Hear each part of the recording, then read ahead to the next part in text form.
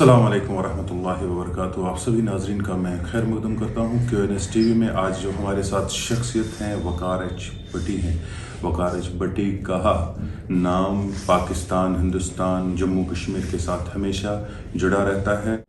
हम आज वकार एच भट्टी से ये जानना चाहेंगे कि वकार एच भट्टी का असल चेहरा क्या है। भट्टी जी, आपका मैं खैर मकदम करता हूँ। आपसे ये जानना चाहूँगा कि आपने 1-2 साल लगभग होने वाले हैं कि आप चप्पल और जूते के बगैर चल रहे हैं। कहाँ तक इसमें आप पहुँचे? आपने कभी जूता चप्पल लगाया उसके बाद कि नंगे पैर ही चल रहे हैं? मैं अभी तक जब से शूज़ उतारे हुए हैं और चप्पल शूज़ कुछ नहीं पहनता हूँ। नंगे पाँव ही मार्च करते हैं, सर्दी हो गर्मी हो वैसे चलते हैं।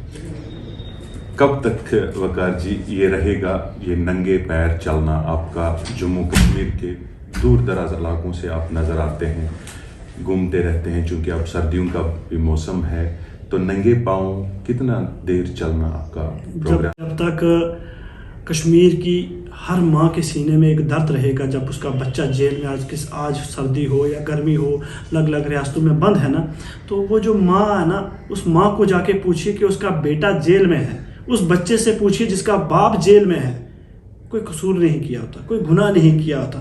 किसी ने फेसबुक पे हक लिख दिया, किसी ने अपनी बात रख दी। आपने 2-2, 4-4 साल से लोगों को बंद किया हुआ है।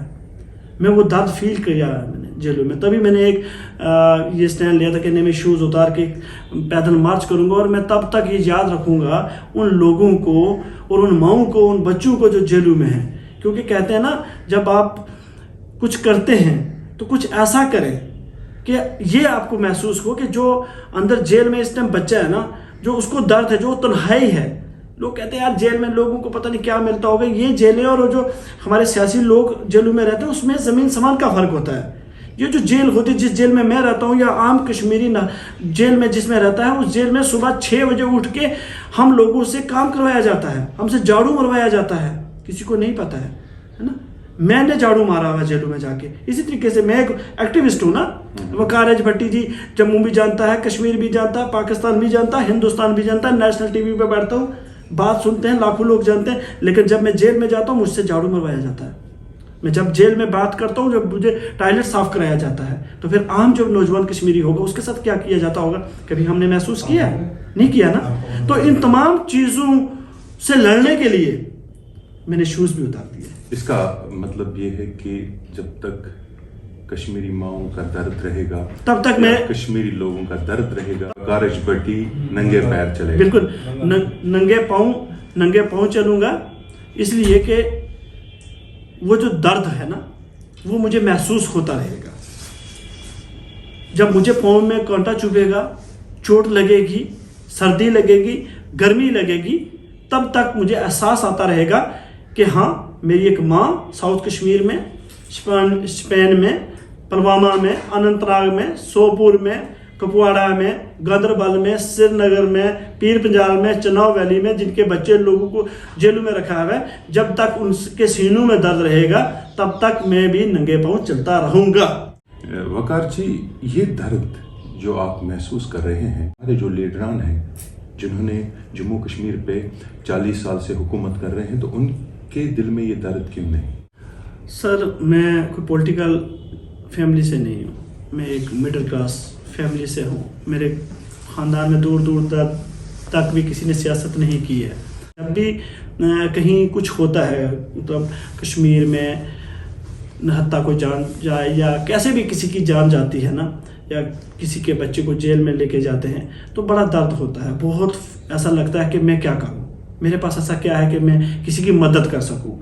मेरे पास पैसा नहीं है, दौलत नहीं है, ठीक है, मेरे पास क्या है, एक वॉइस है अपनी, और ये जो बिना शूज़ के चलता हूँ, ये 2-3 काम करता हूँ जो कहीं ना कहीं एक किसी के दर्द के साथ मैं भी शामिल हो जाऊँ।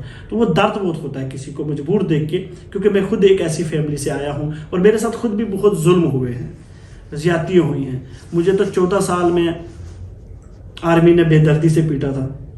उस हालात में मैं बाहर जब आया था तो वो आज भी याद करता हूँ, कहता हूँ खुदा कभी भी ऐसी सज़ा किसी को ना दे। उसके बाद 3-3 जेलें देखी हैं, बेगुनाह एक इंसान था, उसको 3 बार आपने जेल में अंदर बंद किया, अब वो केस डिस्चार्ज भी हो गई, मतलब अदालतें मानी कि एक बेगुनाह इंसान को आपने जेल में रखा, लेकिन उसके बाद भी आपने जेल में रखा है।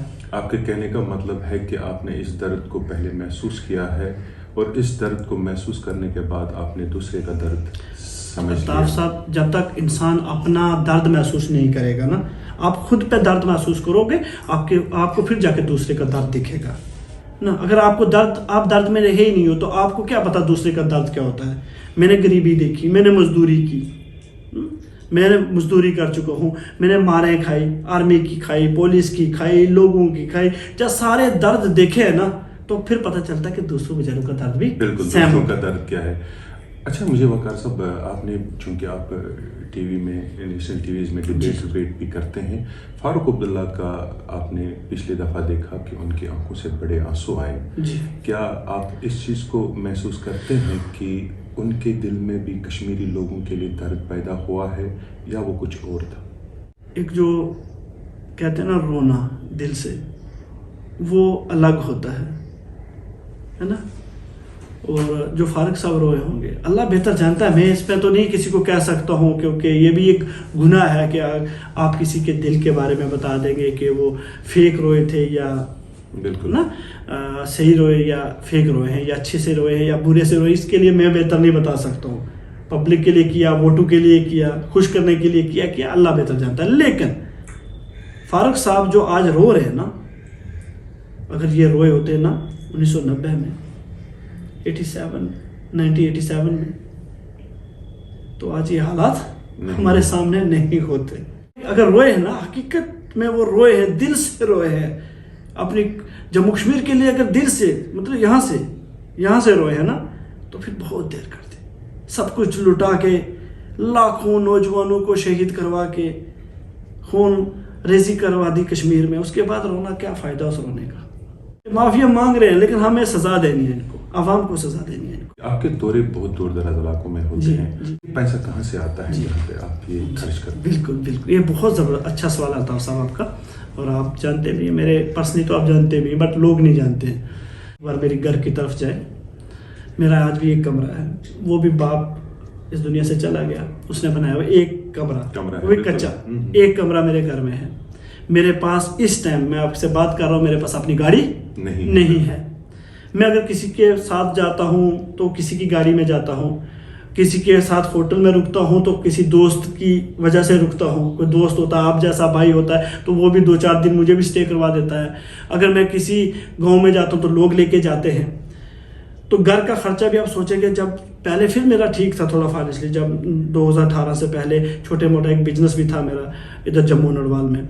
उसके बाद 2018 के बाद जब मैं 3-4 बार मैं जेलों में गया हूँ, तो वकीलों को पैसे दे के मैं आज के टाइम, अल्लाह बेहतर जानता है और खुदा से बेहतर कोई नहीं जानता, और मैं जानता हूँ, खुदा जानता है या मेरा परिवार जानता है कि इस टाइम मैं 5 लाख से ज़्यादा कर्जे में हूँ। 5 लाख से ज़्यादा कर्जे में हूँ। और कभी कभी कर्जे वाले भी धमकी दे देते, आज पैसे नहीं दिए तो कल भट्टी साहब हम आपको सोशल मीडिया में हम आपको बदनाम कर देंगे। तो मैं फिर हाथ जोड़ देता हूँ, भैया मैं दे दूंगा आस्ता यार, कहीं से करके दे दूंगा।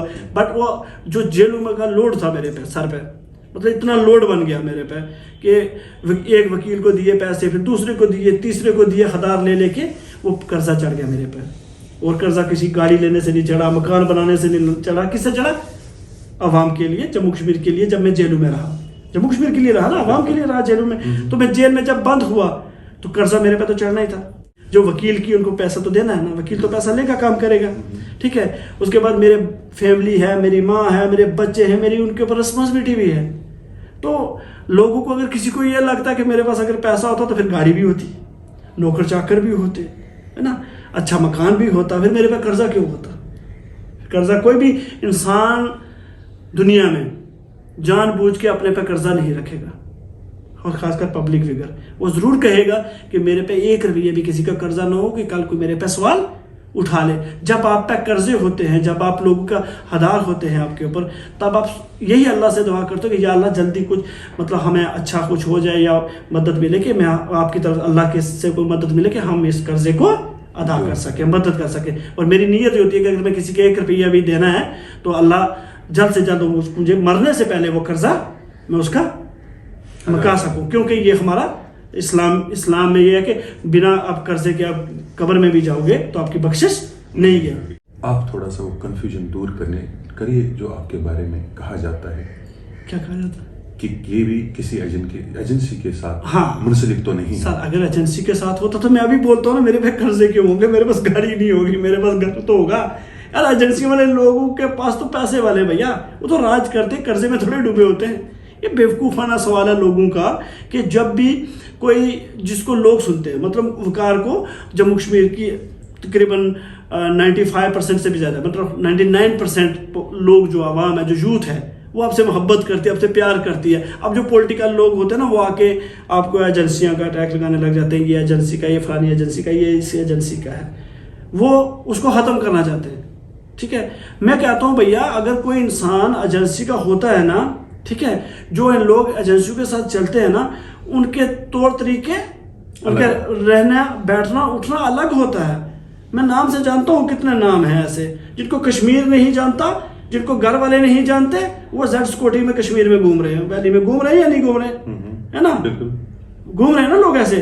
ٹھیک ہے، وہ چاہے کسی کے ساتھ بھی کام کریں، نہیں مجھے پتا ہے ایجنسیوں سے کام کرتے ہیں یا RSS کے کام کرتے ہیں یا BJP کے کرتے ہیں یا کانگریس کے کرتے ہیں یا کس کے کرتے ہیں، لیکن جن کو 1 سال پہلے گلی کا کتا بھی نہیں جانتا تھا، آج وہ سپر سٹار کشمیر میں، عوام کے نہیں بول رہا ہوں، بٹ ایک آگے 4 گاڑیاں، پیچھے بھی 4 گاڑیاں، بیچ میں لال بتی والی گاڑی آ رہی ہے. بھائی 1 سال میں ان کو سب کچھ کیسے مل گیا؟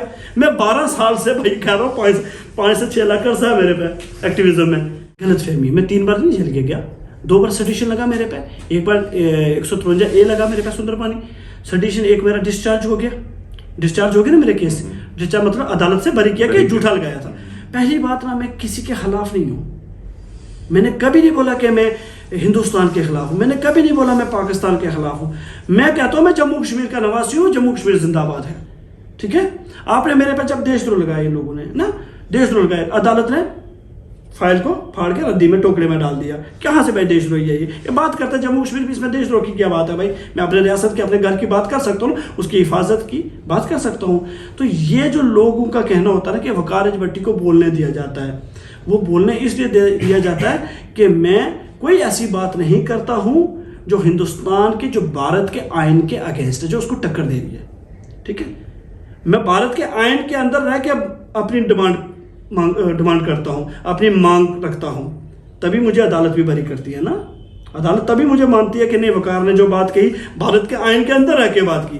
جب میں بھارت کے آئین کے کراس چلا جاؤں گا، ٹھیک ہے، اور بھارت کا آئین آپ پڑھو گے تو آپ بول سکتے ہو. چلو لوگوں کو یہ بات بھی کلیئر ہو گئی کہ آپ بھارتیہ ہیں، چونکہ آپ بھارت کانسٹیٹیوشن کے اندر ہی جو کچھ بھی کرتے ہیں، تو اس میں میں جموں کشمیر کا ہوں، جموں کشمیر بھارت کا آئین یہاں امپلیمنٹ جموں کشمیر میں ہوتا ہے. یہ آپ نے ایکسپٹ کیا تو بھارت رول کرتا ہی ہے نا جی. بٹی کا مقصد کیا ہے؟ کہاں تک آپ کی یہ دوڑ ہے؟ کیا آپ کے مقاصد ہیں؟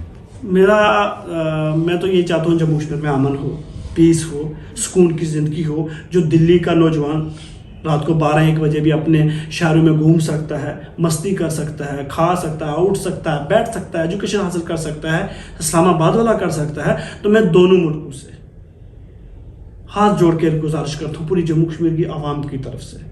میں عمران خان صاحب سے بھی کہہ رہا ہوں، میں نریندر مودی صاحب سے بھی کہہ رہا ہوں، دونوں کو صاحب کہہ رہا ہوں، یہ دونوں صاحب ہو بھائی. یہ جموں کشمیر فٹ بال مت بناؤ، مہربانی کرو جموں کشمیر کی عوام کے اوپر. کب تک جموں کشمیر کے نوجوان مرتے رہیں گے؟ ابھی آپ 4-5 دن کی نیوز دیکھیں، آپ 20 سے زیادہ کشمیر کے نوجوان جنہوں نے ہتھیار اٹھائے ہوئے تھے مارے گئے نا، اس دنیا سے رخصت ہو گئے. اب کوئی ان کو آتنکی بولے، کوئی ان کو ملٹنٹ بولے، کوئی ان کو مجاہد بولے، میں اس طرف نہیں جاؤں گا. میں یہ کہتا ہوں بھائی وہ میرا کشمیر کا نوجوان بیٹا تھا، وہ ایک ماں کا بچہ تھا، وہ ایک بہن کا بھائی تھا، وہ ایک باپ تھا، وہ ہمارا بچہ تھا، وہ ہمارا بھائی تھا، ہمارا بیٹا تھا. ہم وہ جو 20 یا اس سے پہلے بھی جتنے ہزاروں نوجوان اس دنیا کو چھوڑ کے چلے گئے، وہ کیوں گئے؟ کیوں ہتھیار اٹھا رہے ہیں بھائی؟ کیوں ان کو اس حالات میں، ایسے سچویشن میں اپنے گھر سے دور جانا پڑ رہا ہے؟ میں چاہتا ہوں کہ جموں، انڈیا اور پاکستان سیریس ہو کے انسانیت کے لیے پلیز انسانیت کے لیے جموں کشمیر کو ایڈریس کریں، ایسا مسئلے کا حل نکالیں جس میں کوئی کشمیر کا بچہ ہتھیار نہ اٹھائے، جس میں کوئی بھی کشمیری اٹھ کے ایک پولیس والے کو نہ مارے، پولیس والا اٹھ کے دوسرے کشمیری کو نہ مارے. کیونکہ اب یہ چیز تو کلیئر ہے نا کہ گولی ادھر کی چلے یا گولی ادھر کی چلے، جان ایک کشمیری جاتی ہے، جان ایک کشمیری کی جاتی ہے، مرتا ایک کشمیری ہے.